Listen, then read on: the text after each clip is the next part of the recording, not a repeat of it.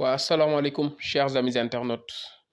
Bonsoir, merci beaucoup, merci de continuer à suivre le Rappel TV. Alors aujourd'hui gars yi ma bëggoon ñëw rek wax ci situation bi nga xamante ni ci la réew mi toll. Situation bi nag ñu koy analyser ci angle yu baree. Première partie bi may njëkk a analyser fi may njëkk a waxee te mu doon loo xamante ni yàgg na ma métti te mi ngi may continuer di métti ba léegi. Man en tant que sénégalais man dama jàpp ni je ne suis pas en sécurité lan moo waral ma ni je ne suis pas en sécurité parce que su fekkee dëkk bi léegi ku mu neex nga def lu la neex c'est parce que ku mu neexoon nga débarquer ci kër Masamba wala kër Mademba assassiné ko dem ñibbi.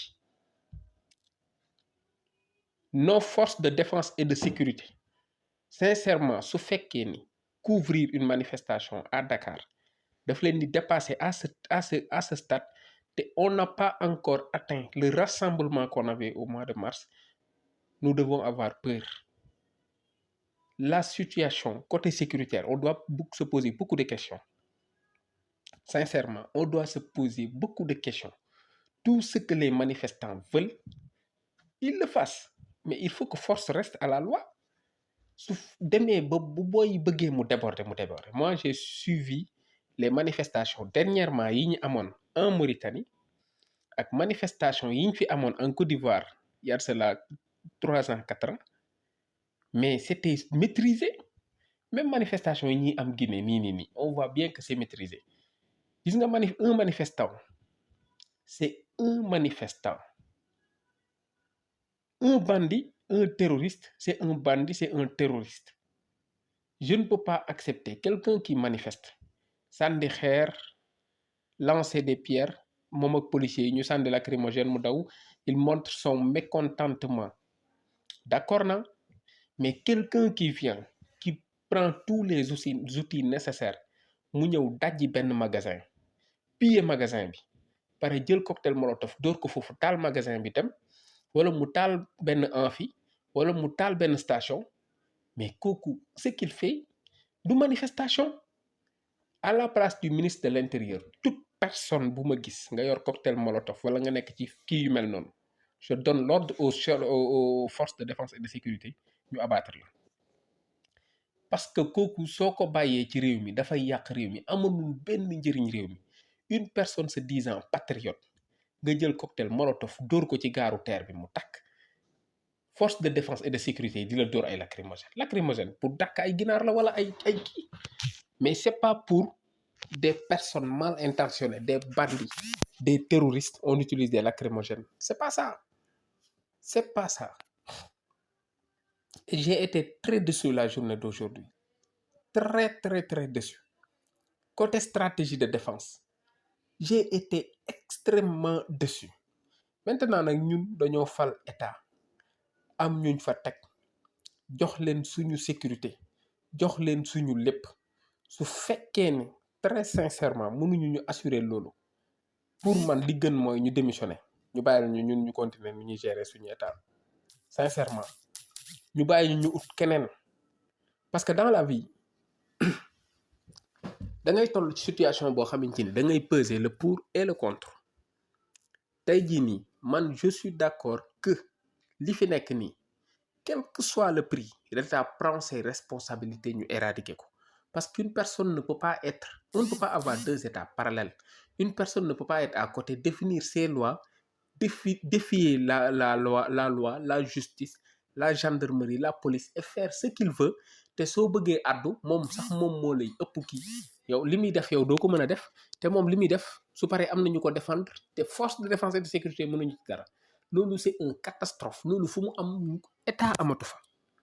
Il faut que les choses qu'on dit au champ qu'on appelle au champ par son nom, qu'on se dise vrai. Actuellement nii Sonko avait gagné le combat en 2021. Sincèrement su fekkee gagné waat na ko en 2023 nañ ko jox mu gouverner. Parce que je ne peux pas comprendre li muy wax juge yi di ko wax magistrat yi di ko wax généraux yi di ko wax commandant yi di ko wax les dirigeants de l'État di ko teg ci suñu institution yi te bu paree kenn sañul teg ko baaraam c'est parce que c'est lui qui gouverne. Donc si notre État est faible à ce niveau, très sincèrement nañu jël tout ce qui est gestion de l'État ñu jox ko Sonko wala ñu sànni ko. Man nag buñ koy jox Sonko damay génn réew mi duma ko bokk ak moom sincèrement, parce que duma mës a nangu mu jiite ma ci kaw suuf. Loolu xalaatuma ko, duma mës a nangu mu jiite ma sincèrement, duma mës a nangu mu jiite ma. Qu'on se dise vrai, je suis extrêmement déçu de la façon dont ça a été géré, extrêmement déçu. Point boobu moom moo nekkoon point sécuritaire bi, et j'appelle l'État à prendre ses responsabilités. Su fekkee dañuy annuler BRT bi tabaxaat ko mu jëm 2027 nañ ko def. Su fekkee dañuy reprendre terre bi à zéro mu jëm 2030 nañ ko def. Mais il faut coûte que coûte que force reste à la loi. Les manifestants, c'est des manifestants. Ceux qui ne sont pas des manifestants, c'est des terroristes. Et à la place du ministre de l'Intérieur, bu ma fa nekkoon, j'allais donner l'ordre à ce que ces gars-là ñu abattre leen. Parce que mënoo tabax des choses, des milliards loo xamante ni une personne vient là se disant patriote dóor ci ay cocktail molotov loolu tàkk mu avancé. Ça n'a même pas de sens. Ça n'a même pas de sens. Loolu moom moo nekkoon premier point bi nga xamante ni ci laa bëggoon wax. Deuxième point bi mooy verdict bi. Verdict bi, j'ai aussi été extrêmement déçu. Sincèrement, j'ai été extrêmement déçu. Et je sais que lu sama xol métti xolu Adji Sarr moom moo ko gën a métti.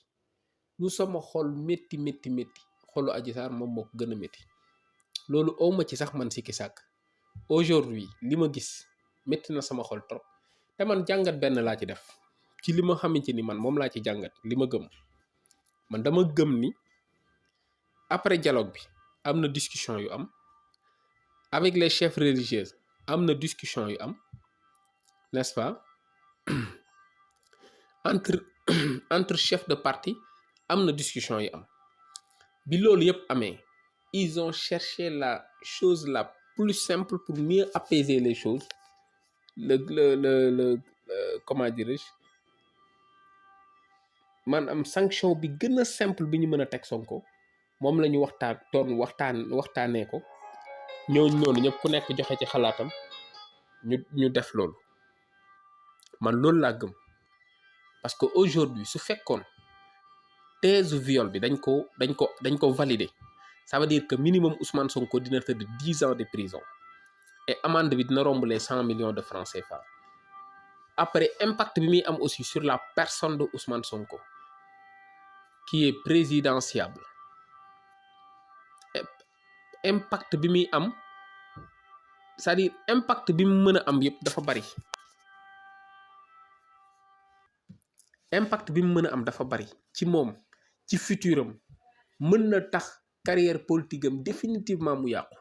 Donc man gëm naa ni en tant que des politiciens matures waxtaan nañ ci. Donc ñu ne thèse viol dañ koy teggi teg ko fële.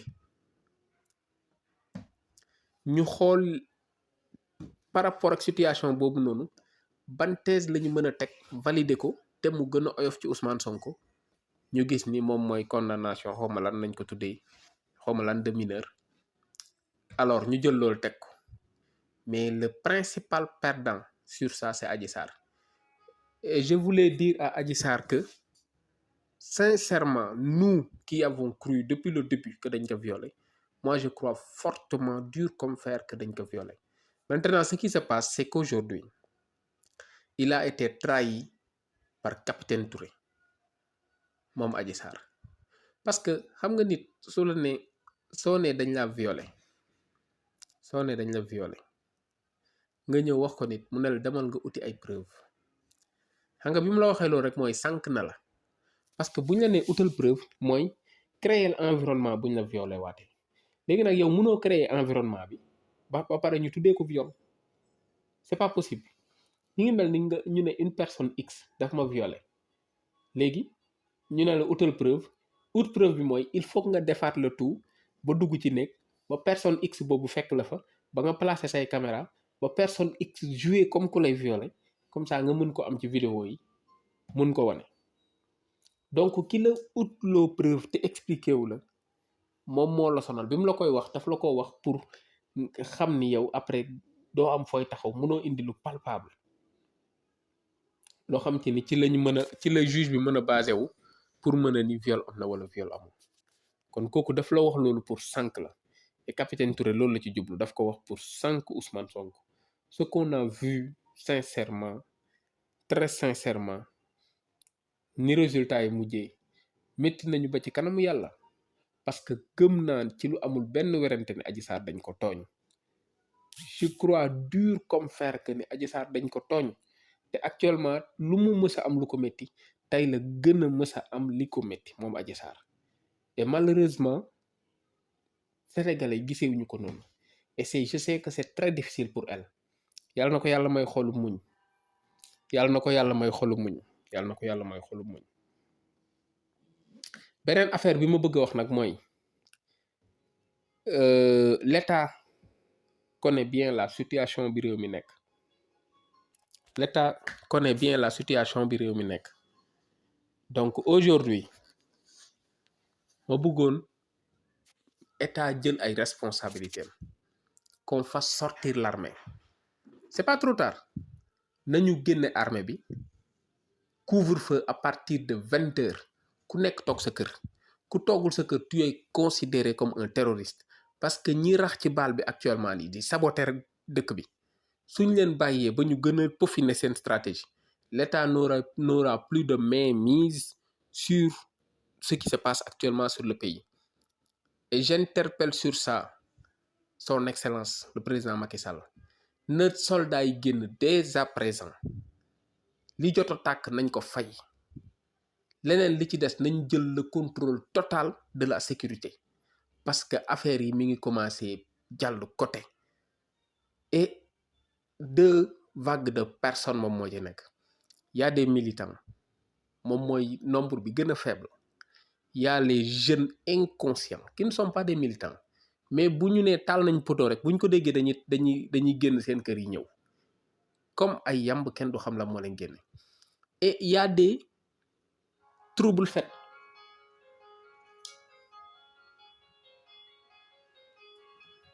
et y a des troubles faits alors troubles faits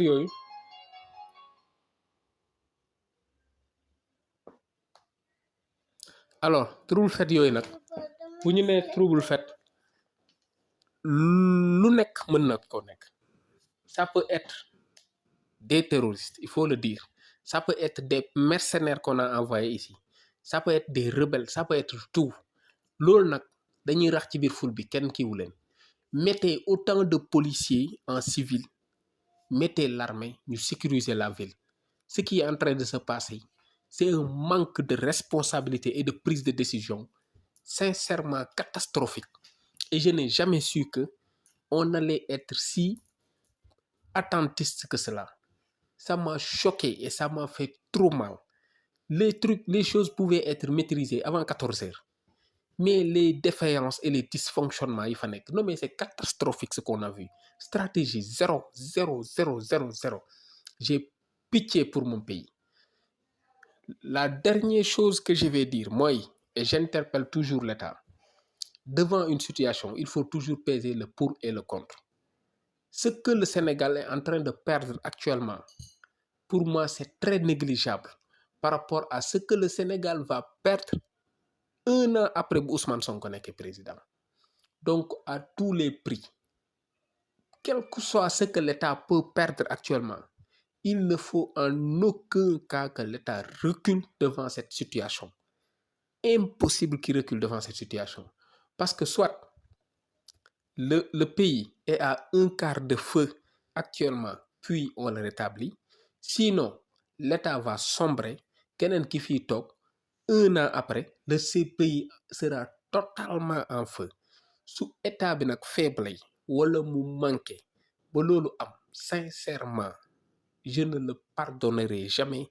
Moi, comme tous les républicains qui se sont battus jusqu'à aujourd'hui pour qu'on ait un État digne comme on l'a eu, n'est-ce pas? Duñ leen ko mës